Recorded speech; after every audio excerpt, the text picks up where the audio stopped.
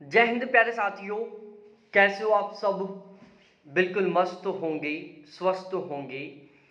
You Victor ज्ञान YouTube channel पर आप सभी का बहुत बहुत स्वागत है। मैं doctor Ajay Sharma, writer and educator, आपका आपके इस यूट्यूब चैनल पर बहुत बहुत स्वागत करता हूं। आज का ये वीडियो बहुत सारे कैंडिडेटों के लिए बहुत ज़्यादा महत्वपूर्ण होने वाला है। आज का ये वीडियो स्पेशली तरीके से उन कैंडिडेटों के लिए सबसे ज़्यादा महत्वपूर्ण होने वाला है जो टीचर बनना चाहते हैं, जो अभी ग्रेजुएशन कर रहे हैं और आगे उनका सपना है कि हमें टीचर बनना है, लेकिन वो कंफ्यूज होते हैं कि कभी पीआरटी की वैकेंसी निकलती है, कभी टीजीटी की वैकेंसी निकलती है, कभी पीजीटी की वैकेंसी निकलती है, या कभी थर्ड ग्रेड टीचर की वैकेंसी निकलती है, कभी सेकंड ग्रेड टीचर की वैकेंसी निकलती है, कभी फर्स्ट ग्रेड टीचर की वैकेंसी निकलती है, या फिर कभी स्कूल लेक्चरर की वैकेंसियां निकलती हैं। इनको लेकर वो बहुत ज़्यादा कंफ्यूज हो रहे हैं। उनको अभी तक ये नहीं पता कि पीआरटी, टीजीटी, पीजीटी ये क्या होता है, इनके बीच में क्या डिफरेंस होता है, third grade teacher, second grade teacher, first grade teacher क्या होता है, इनके बीच में क्या डिफरेंस होता है।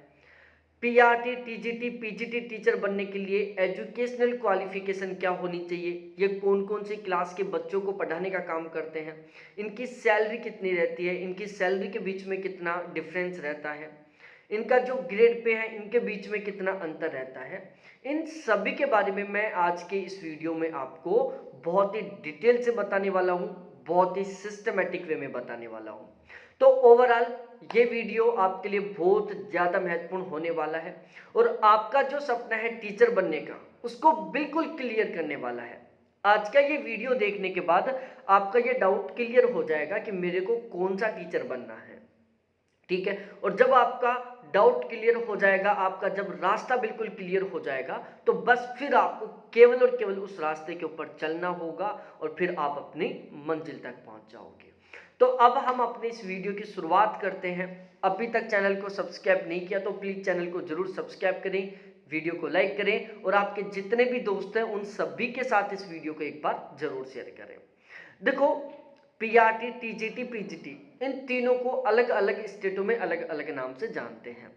जैसे मैं यदि राजस्थान की बात करूं तो राजस्थान में जो पीआरटी टीचर है उसको थर्ड ग्रेड टीचर बोलते हैं। ठीक है, जो टीजीटी है उसको सेकंड ग्रेड टीचर बोलते हैं और जो पीजीटी है उसको फर्स्ट ग्रेड टीचर बोलते हैं। ठीक है, तो पीआरटी का मतलब थर्ड ग्रेड टीचर, टीजीटी का मतलब सेकंड ग्रेड टीचर और पीजीटी का मतलब फर्स्ट ग्रेड टीचर।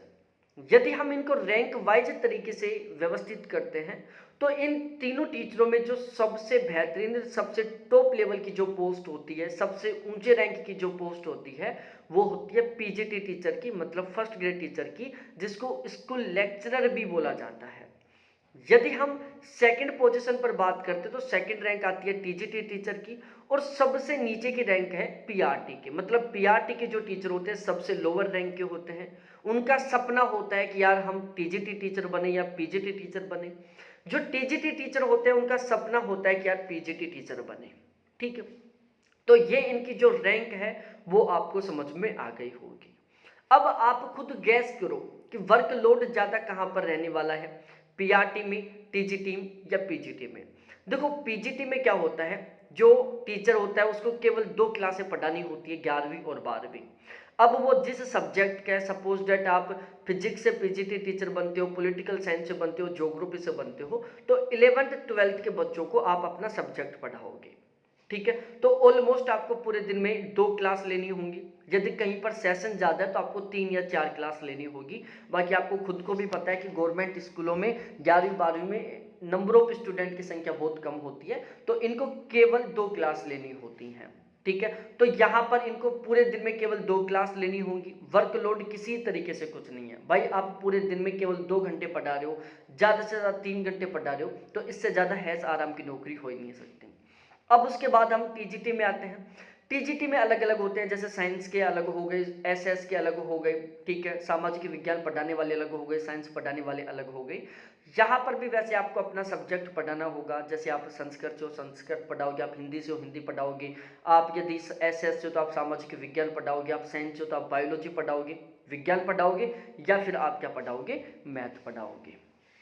ठीक है। तो यहाँ पर आपको छठी क्लास से लेकर 10वीं क्लास तक के बच्चों को पढ़ाना होगा। तो जो टीजीटी टीचर होता है उसको 6th क्लास से लेकर 10th क्लास तक के बच्चों को पढ़ाना होता है, छठी, 7वीं, 8वीं, 9वीं और 10वीं, टोटल 5 क्लासों को पढ़ाना होता है।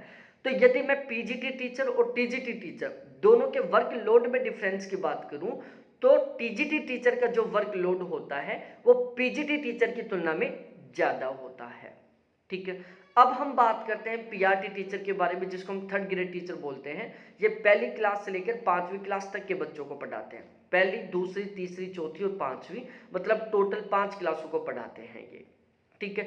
यदि मैं रेस्पॉन्सिबिलिटी की बात करूं तो सबसे ज़्यादा रेस्पॉन्सिबिलिटी पीआरटी के टीचरों की होती है, क्योंकि ये बिल्कुल छोटे बच्चे होते हैं। इन टीचर्स को इन बच्चों का बिल्कुल अच्छे तरीके से एक मम्मी पापा की तरह ख्याल रखना होता है। जो पीआरटी टीचर है वो बच्चे का बेस तैयार करता है, बच्चे का आधार तैयार करता है। जो पीआरटी टीचर है वो स्कूल में एक मम्मी पापा का रोल निभाता है। ठीक है। जिस तरीके से बच्चे की घर में मम्मी पापा केयर करते हैं, बिल्कुल ठीक उसी तरीके से स्कूल में बच्चों की जो केयर वो कौन करते हैं, पीआरटी टीचर करते हैं। अब यदि हम प्रेशर की बात करें, रिजल्ट को लेकर प्रेशर की बात करें, तो जो पीआरटी टीचर है इनके ऊपर रिजल्ट का कोई प्रेशर नहीं होता। ज़्यादातर स्टेटों में 5वीं तक के सभी बच्चों को पास करने का रूल है कि 5वीं तक आप किसी भी बच्चे को फेल नहीं कर सकते। मतलब पीआरटी टीचरों के ऊपर किसी तरीके से कोई लोड नहीं है रिजल्ट देने का कि अब की बार हमारी क्लास में इतने फेल हुए, इतने पास हुए, क्योंकि सभी को पास करना है। दूसरा, भाई पहली क्लास से लेकर 5वीं क्लास तक के बच्चे हैं तो वो आपसे कभी कोई क्रॉस क्वेश्चन नहीं बताने वाले। जो छोटे बच्चे होते हैं पहली से 5वीं तक के, वो टीचर को भगवान मानते हैं, वो आपकी भगवान मानेंगे, वो आपको सब कुछ मानेंगे, आपकी हर एक बात को मानेंगे। ठीक है। तो आपके ऊपर रिजल्ट देने का प्रेशर कुछ नहीं है, लेकिन आपके ऊपर प्रेशर है कि आप बच्चों को सिखाओ, आपको सिखाना पड़ेगा। और छोटे बच्चों को सिखाना इतना आसान नहीं है जितना बड़े बच्चों को सिखाना होता है। ठीक है। तो वर्कलोड, यदि हम बात करें वर्कलोड की, तो पीआरटी टीचरों के ऊपर ज़्यादा होता है। वर्क प्रेशर की बात करें तो भी ज़्यादा होता है, क्योंकि इनको रिजल्ट नहीं देना होता लेकिन बच्चों को सिखाना होता है इनको। ठीक है। उसके बाद टीजीटी टीचर की बात करें तो इनको छठी क्लास का रिजल्ट देना होता है, फिर 8वीं का देना होता है, फिर 10वीं का देना होता है। 8वीं 10वीं ऑलमोस्ट सभी जगह पर बोर्ड है तो बाकायदा इनको रिजल्ट देना होता है, तो इनके ऊपर रिजल्ट का प्रेशर रहता है। पीजीटी टीचर, इनको 12वीं का रिजल्ट देना होता है, इसलिए इनके ऊपर रिजल्ट का प्रेशर रहता है। ठीक है। तो यदि मैं वर्कलोड की ओवरऑल बात करूं तो मेरे अकॉर्डिंग सबसे ज़्यादा वर्कलोड पीआरटी टीचर के ऊपर होता है, उससे कम टीजीटी टीचर के ऊपर होता है, सबसे कम पीजीटी टीचर के ऊपर वर्कलोड रहता है।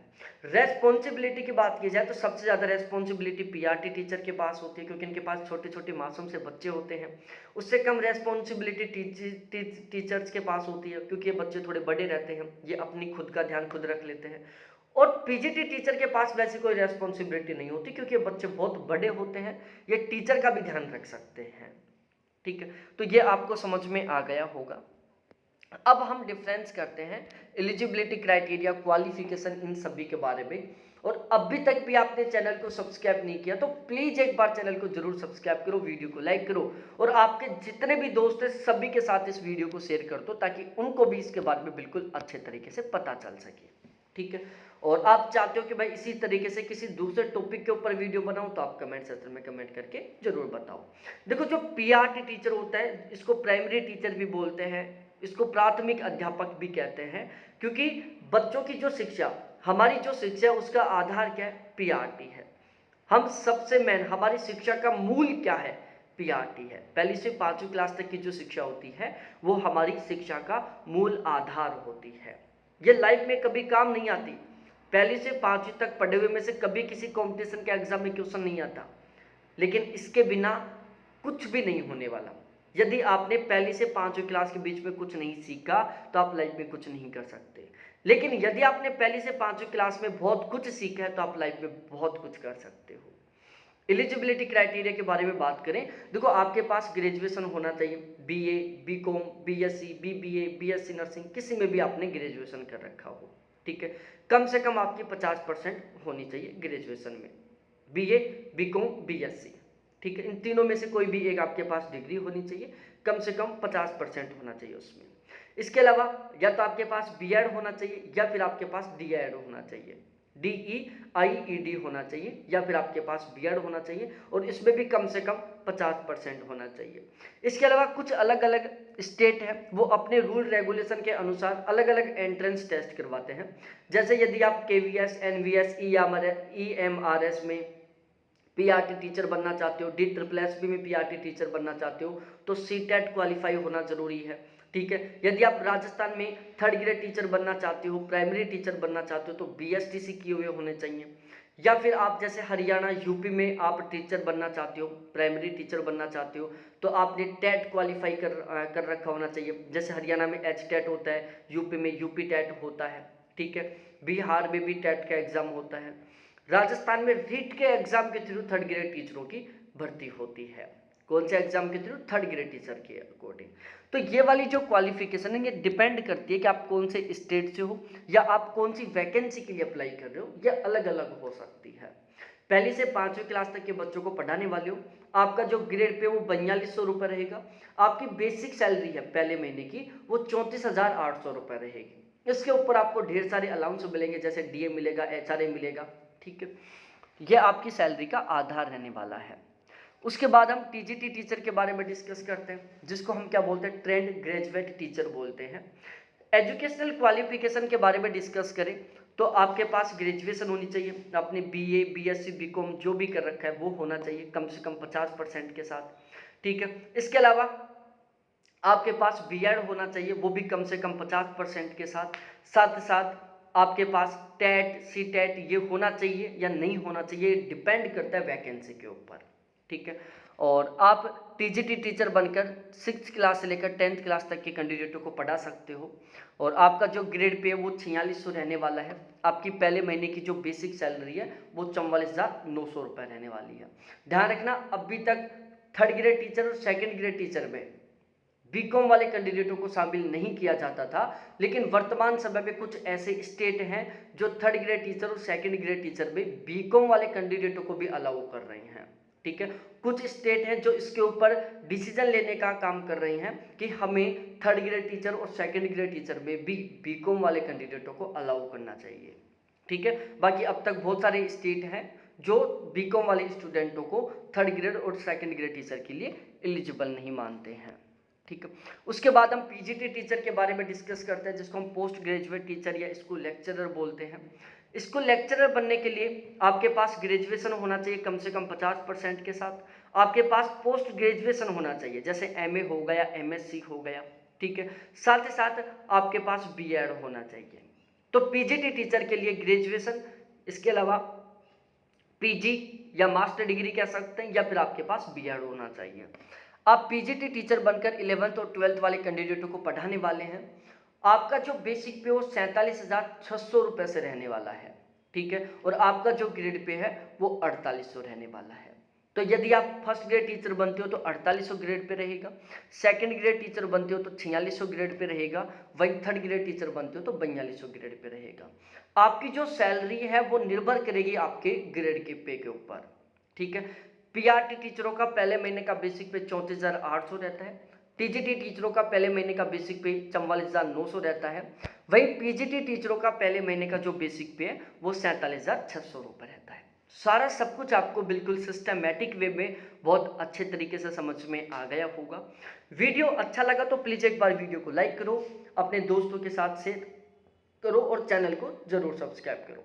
बहुत बहुत धन्यवाद आप सभी साथियों को देखने के लिए। Thanks, bye. फिर मिलते हैं हम इसी तरीके से एक दूसरे बहुत ही महत्वपूर्ण इंटरेस्टिंग वीडियो के साथ। आप कमेंट सेक्शन में कमेंट करके बताओ, हम उसी टॉपिक के ऊपर जल्द से जल्द बिल्कुल इसी तरीके से ऑथेंटिक जानकारी के साथ वीडियो प्रोवाइड करवाएंगे। बहुत बहुत धन्यवाद सभी साथियों को देखने के लिए। Thanks, bye.